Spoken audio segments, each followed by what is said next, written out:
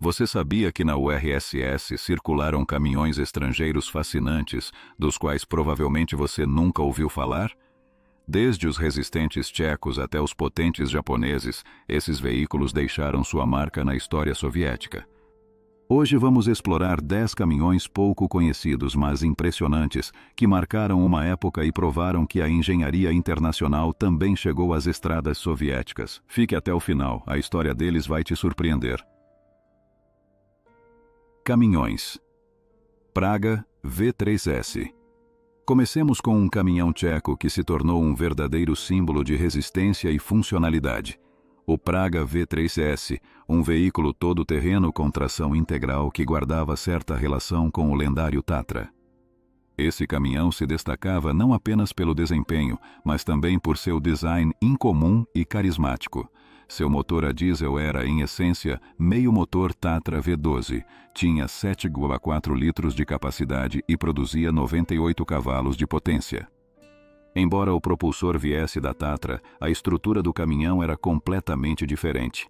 O motor de 6 cilindros em linha foi deslocado quase totalmente para trás, ficando posicionado atrás do eixo dianteiro. Essa escolha técnica tinha como objetivo obter uma melhor distribuição de peso, colocando o centro de gravidade do pesado motor bem na base do chassi.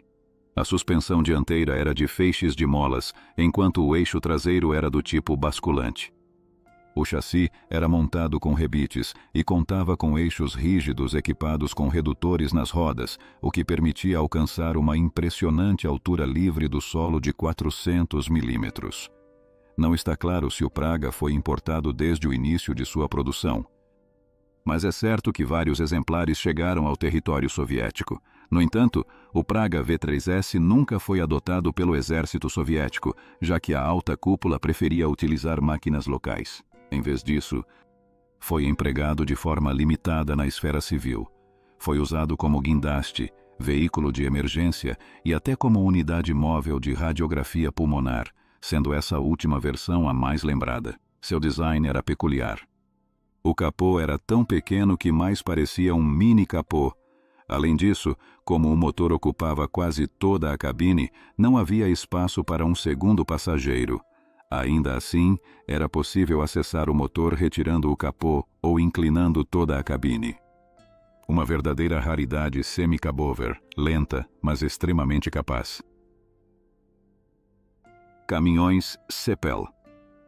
Agora viajamos para a Hungria, onde eram fabricados os caminhões Cepel, pouco conhecidos, mas interessantes pela presença discreta na URSS durante as décadas de 1960 e 1970.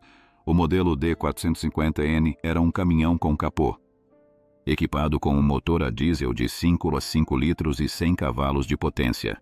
Mais tarde foi introduzido o D705, uma versão sem capô que oferecia mais potência graças a um motor de 8,3 litros e 150 cavalos. Embora não fossem caminhões particularmente notáveis, nem pela potência nem pela capacidade de carga, sua massa total mal chegava a 20 toneladas. O motivo por trás de sua importação parece ter sido mais político do que técnico. É provável que o objetivo fosse ajudar a sustentar a indústria húngara, que também produzia chassis para os ônibus Ícaros e compartilhava componentes com outros veículos usados no bloco socialista. Um desses modelos era o Ultra 50D, um caminhão de construção também montado na Hungria e amplamente utilizado em obras soviéticas. Caminhões Robur. Muitos confundiam esse caminhão com o IFA DW50, mas o Robur era um modelo completamente diferente, menor e mais manejável. Nos anos 1970, começou a importação ativa desses caminhões para o território soviético, embora em números bastante limitados. O Robur se destacava por sua curta distância entre eixos, o que lhe dava uma manobrabilidade excepcional. As versões mais comuns eram Lu 3000, motor a gasolina, antes. 75 cavalos de potência, carga útil de 3 toneladas. LD 3000, versão a diesel. LO 2000A, variante com tração integral e motor a gasolina, com capacidade para 2 toneladas. A partir do modelo básico foram derivadas múltiplas versões. furgões metálicos, veículos isotérmicos e unidades especializadas. Muitas dessas versões foram usadas no setor civil dentro da URSS. O último Robur foi produzido em 1991 e, em 1995, a marca desapareceu após a falência da fábrica. Posteriormente, a Daimler-Benz adquiriu a planta. Caminhões Unique. Uma marca hoje esquecida, mas que conseguiu entrar na URSS, foi a francesa Unique. Em 1961, durante uma exposição realizada em Moscou, foram apresentados vários caminhões frigoríficos Unique UK Verkehr, equipados com motores a diesel de 175 cavalos, direção hidráulica, cabines com compartimento para dormir e transmissões de 8 marchas. Projetados para o transporte interurbano de alimentos perecíveis, esses caminhões contavam com sistemas de refrigeração por compressor. Após a exposição, a União Soviética comprou um pequeno lote para a rede de alimentos Okean e outras mercearias de Moscou. Em 1964, a Unique voltou com novas unidades para a exposição de máquinas de construção em Luzhniki. Dessa vez, além dos modelos com capô, trouxeram cavalos mecânicos sem capô, equipados com motores a diesel de 8 cilindros, 11 litros e 225 cavalos de potência. Todos os veículos exibidos foram comprados pelo lado soviético, incluindo 20 caminhões betoneira baseados no modelo UK-22T. Nos anos 1970, foi importado um pequeno lote de cavalos mecânicos UK-340 com semi-reboques refrigerados trailer, destinados à empresa Sovtransavto. Nessa época, a marca já estava em processo de integração com o grupo Iveco. Durante um tempo, os caminhões carregaram tanto o emblema Iveco quanto o Unique, mas eventualmente o nome Unique desapareceu. Caminhões Iveco. E já que falamos da Iveco, não podemos deixar de fora os tratores italianos que também fizeram parte da frota da Sovtransavto, embora em menor quantidade do que os Mercedes-Benz ou Volvo. Tudo começou com um pequeno lote de teste do modelo Turbostar, seguido por uma entrega maior das versões Turbo R e Turbotech no início dos anos 1990. E não eram apenas caminhões pesados que chegavam, também vinham micro-ônibus como o Iveco N521, 522. Reconhecível por seu para-brisa panorâmico, esse micro-ônibus foi mais comum do que se imagina. Na verdade, entre 1967 e 1977, mais de 50.000 unidades foram importadas. Surpreendentemente, o modelo continuou a ser produzido quase sem mudanças até 1994. Equipado com motores a gasolina de 70 cavalos e transmissões manuais de 3 marchas. Caminhões Nissan KWF-12T. No extremo oriente soviético, os caminhões madeireiros japoneses deixaram sua marca, em especial o Nissan KWF-12T. Esses veículos chegaram graças a um acordo de troca assinado em 1970. O Japão recebia madeira e, em contrapartida, enviava caminhões. O Nissan KWF vinha com um potente motor a diesel de 300 cavalos, aquecedor de partida, diferenciais autoblocantes e podia rebocar uma carreta articulada de 29 toneladas.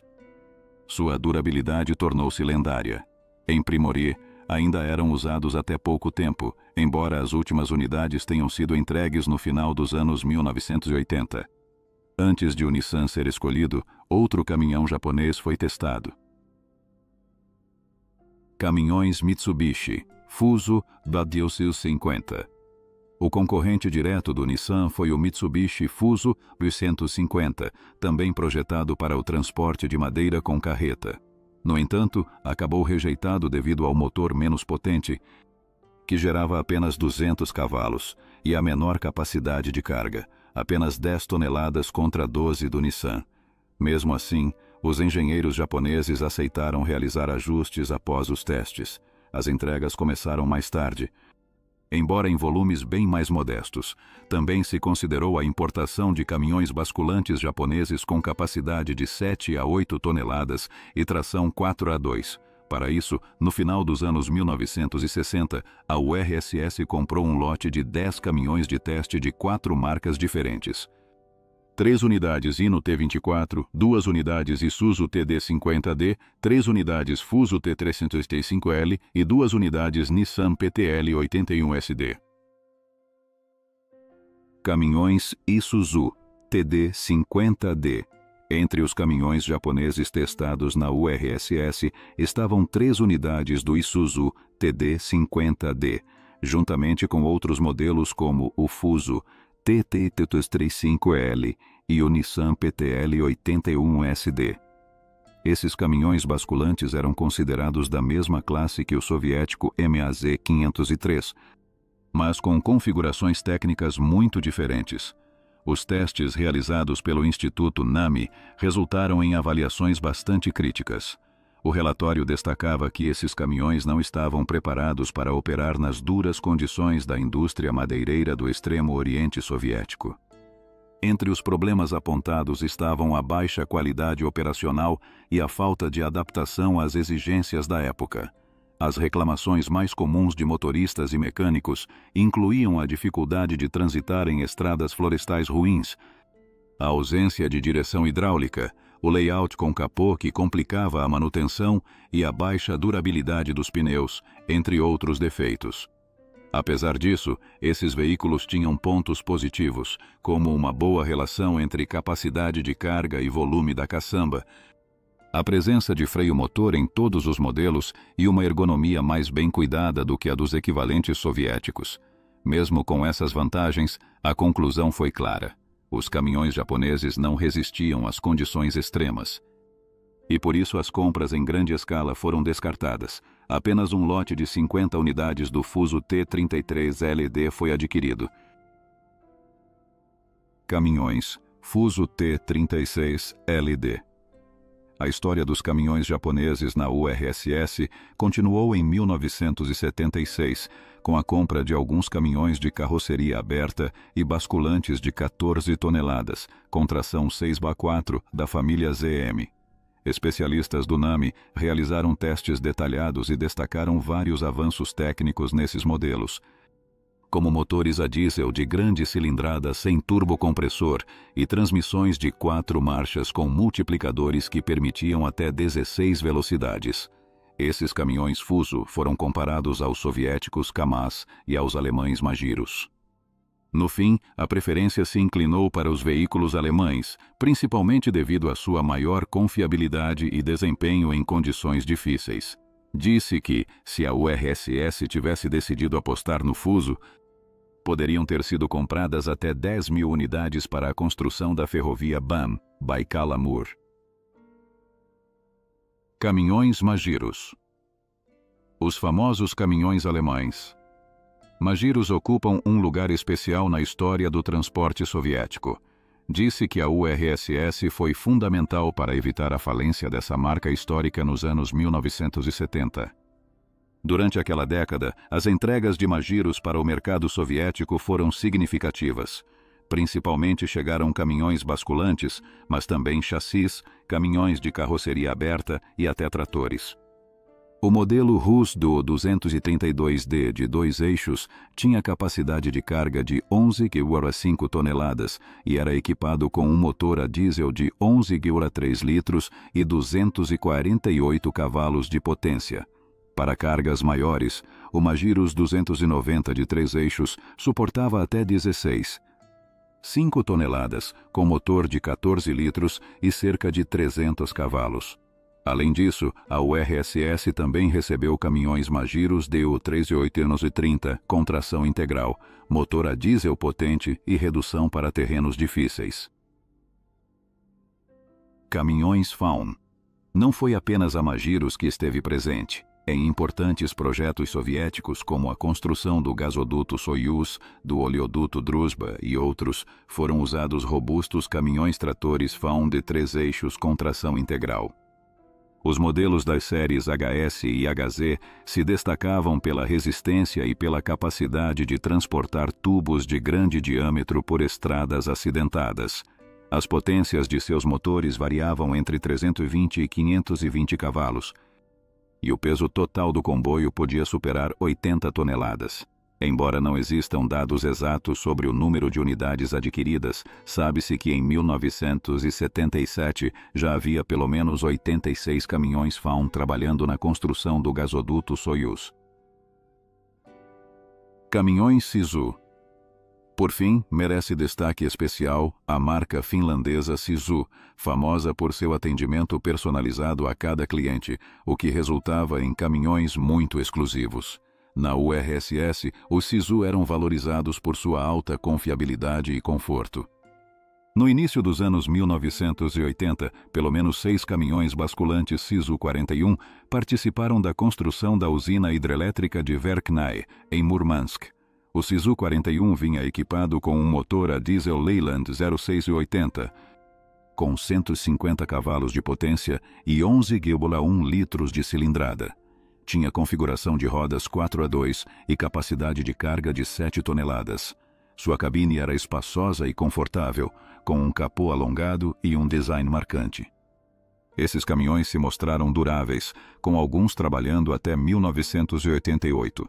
Além disso, naquela década, a URSS adquiriu cerca de 100 caminhões florestais Sisu M162, um modelo de 3 eixos com eixo traseiro elevável e tração especial, que muitas vezes era usado em conjunto com um reboque equipado com eixo dianteiro motorizado por transmissão hidráulica.